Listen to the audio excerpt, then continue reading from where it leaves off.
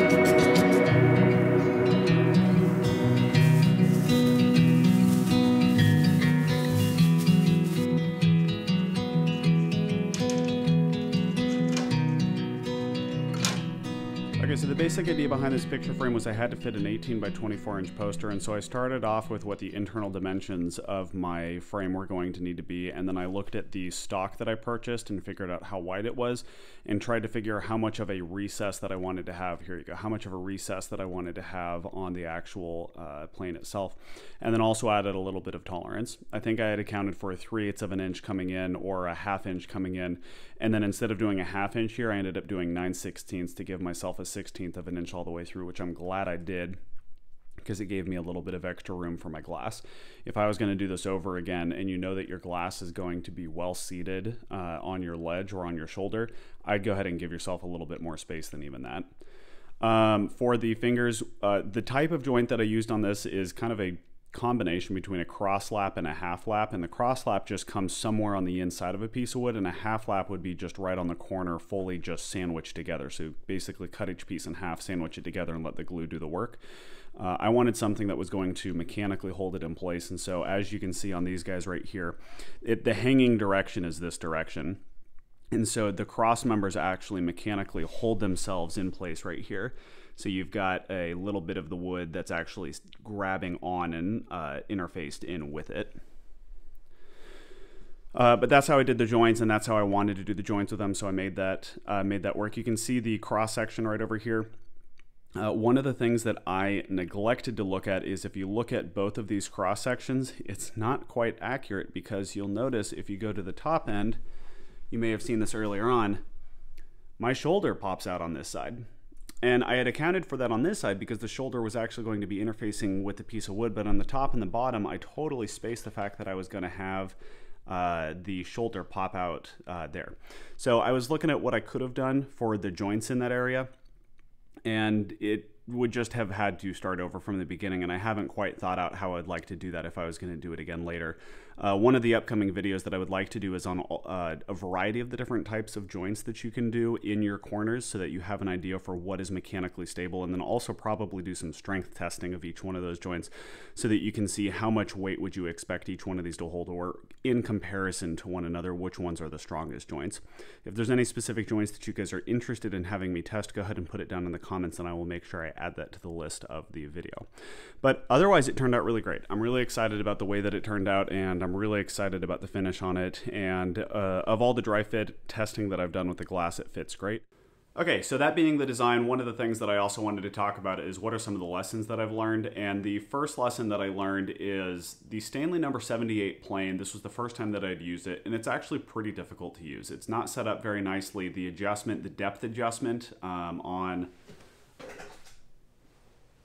the depth adjustment that you use right here is not really all that sensitive, and so just a little tiny motion on it has a large swing on how deep the blade is actually cutting. Has a large swing in how what depth you're cutting on your piece of wood, and it made it pretty difficult and pretty finicky to try and make sure that I wasn't cutting too aggressively or more aggressively. It just really was hard to get control of. The other thing is that the fence itself that sat on the bottom did not come in once you clamp it down to the mounting post that it was on. It was not parallel with the existing face, the face that was actually going to be sitting up against your piece of wood. And so the challenge that I had is that it was trying to cut at a diagonal the whole time. So my fence was actually just gouging my workpiece. So I ended up taking that off. And you really only need the fence for the very beginning, because once you have that groove set, or once you have 1 or 2 layers cut into it, that face that sits parallel to your workpiece is going to keep yourself in that groove the entire time.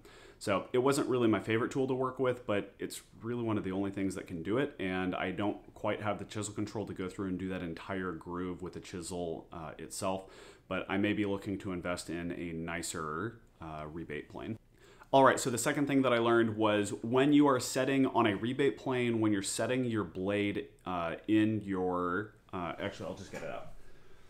When you're setting, so this is the face that's going to be right up against your workpiece. When you're setting the blade to this edge, you want to make sure that it actually sticks out about a 1/64 of an inch to a 32nd of an inch, because one of the problems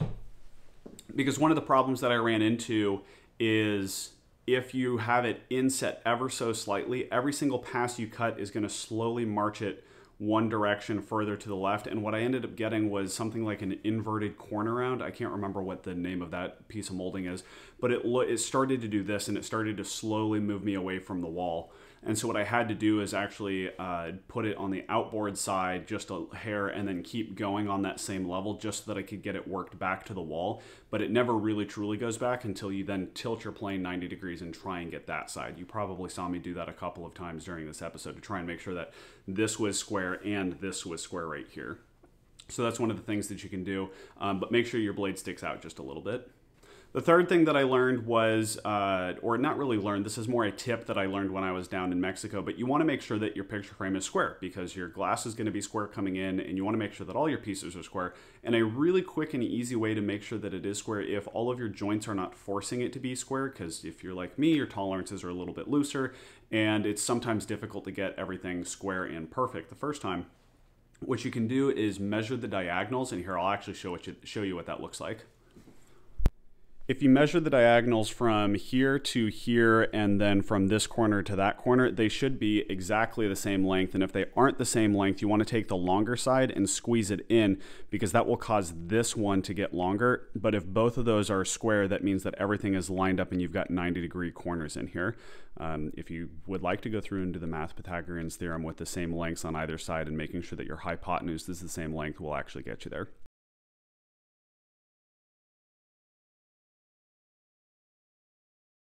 That's a trick that I learned when I was down in Mexico building houses, because if you've got a square house or what's supposed to be a square or rectangular house, if you just measure the diagonals of it and hit the long corner with a hammer or try and move it around a little bit, you'll get it square, and that does about everything that you need. But in this particular project, that's why I had the pipe clamp across the diagonal, because once I had everything cinched together, the pipe clamp allowed me to very slowly, and I only needed about a quarter turn on the pipe clamp in order to get it right. And so by putting that pipe clamp on there, it got it all into square, and I was just, as the glue was setting and then as I had everything clamped in, I just forced it into shape. Now, what you need to be careful about is if you're too far out of square, you can actually start to get warp in your part because it's accounting for that, not just in your two-dimensional plane, but in a three-dimensional plane. So just be careful. You want to try and get as close to square as possible, which makes sense. But if you are a little bit out of square, you can get it into square before all the glue sets and before it locks everything in. So the fourth lesson that I learned during this episode, and this was actually, again, more of a tip than a lesson learned, is that because I am not machining every single one of these parts and I'm not as consistent as I would like to be, the gaps that form between my different interfacing pieces become more apparent because I'm not cutting perfectly straight and perfectly parallel with both sides at the same time because they're all different operations.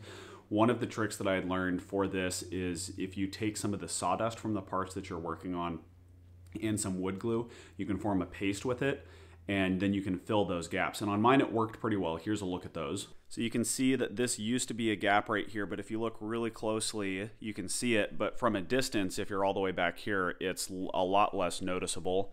Over here, you have the same one here and here, but you can see in here, this sawdust did not fill the gap nearly as well, but it filled there and filled there. And it's because I used my pole saw to make the sawdust, and it wasn't quite fine enough to fit into that small little gap.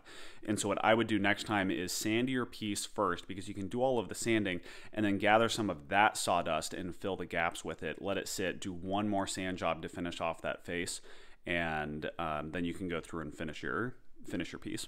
As always, thanks for joining, guys. I really appreciate it. It really helps the channel the more that you guys are engaged. And so if you have any questions or comments, please feel free to leave them down in the comment section. If you liked this video, go ahead and think about giving it a thumbs up. And if you're not already subscribed, we'd love to see it if you could subscribe to the channel.